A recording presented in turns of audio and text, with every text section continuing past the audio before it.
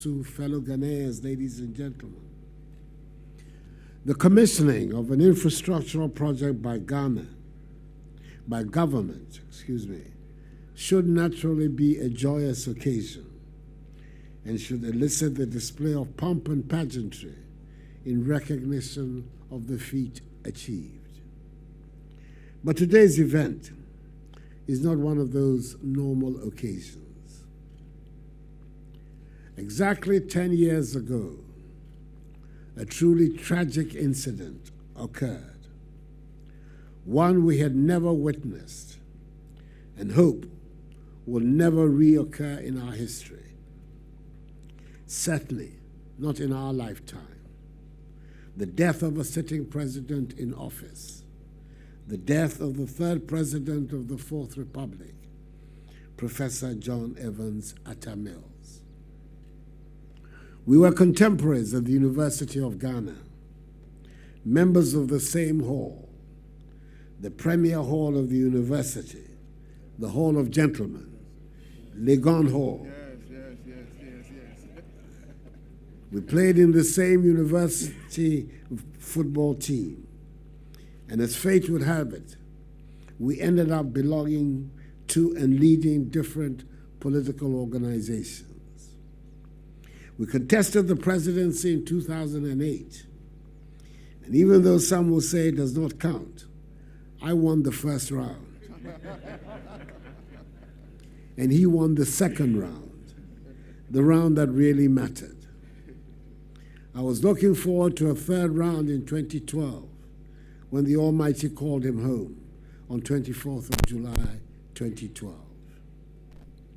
The words of Holy Scripture in Isaiah chapter 55, verses 8 and 9, sum it up perfectly by saying that, and I quote, "For my thoughts are not your thoughts, neither are your ways my ways, declares the Lord.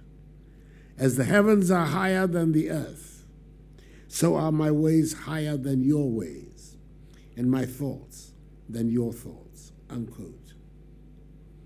News of his death brought up many emotions: grief, sadness, reflections on the past, reminiscences on a generation, the stark reality of mortality, the prospects of eternity, the presence of the living God. Sometime after becoming president, I became aware of the sad state of Asomdwee Park, and in 2020, I received a request from the late president's energetic communications director, Koku Anyido, who runs the institute named after the president, for the assistance of government to rehabilitate the facility. I agreed, and subsequently, I instructed the Coastal Development Authority to undertake a thorough rehabilitation of the park with the close cooperation of the Institute. It was not right that the park had been allowed to deteriorate considerably over the years since his burial in 2012. And I'm happy that it was under the presidency of Nana Addo Akufo Addo, allegedly, quote, his fiercest critic, that Asomdwee Park has been elevated to a status befitting the final resting place of a president of the Republic of Ghana.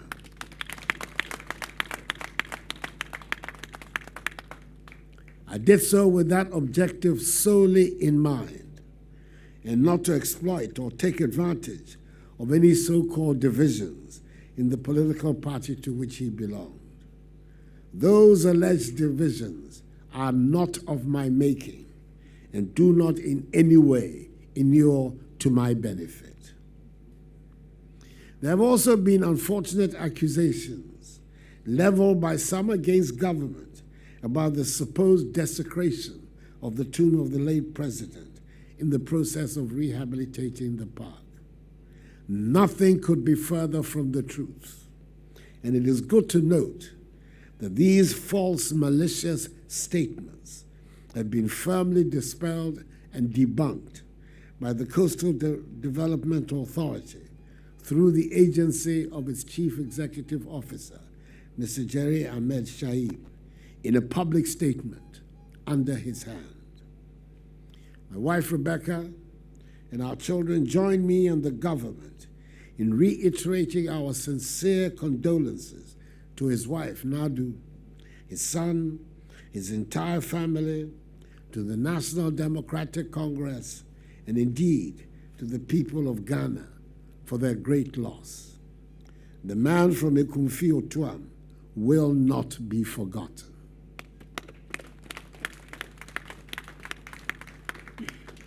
Accordingly, it is my singular honor formally to commission the Asumdwe Park.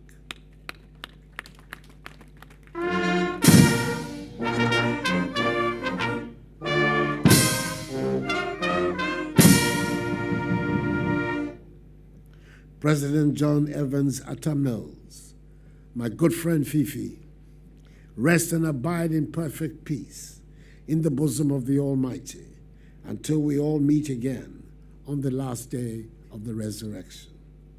May God continue to bless your soul and us all, and may God bless our homeland Ghana and make her great and strong. I thank you for your attention.